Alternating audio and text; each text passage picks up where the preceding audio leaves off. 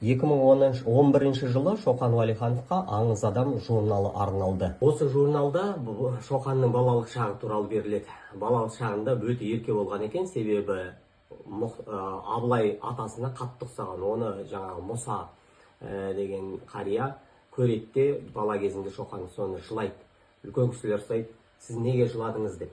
Сонда айтады, бұл өзі атасы Абылайдан аумайды екен деп.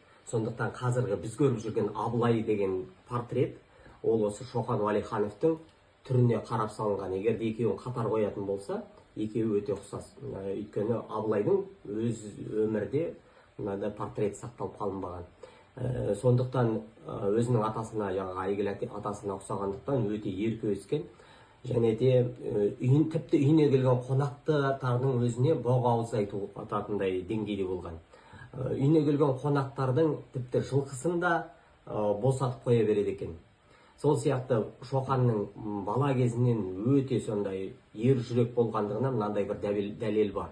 Бірде ауылға жау шабады, содан Шоқан мен оның досы итімен ауылдың сыртына қашып шығып, жаңағы бір апанға тығылады.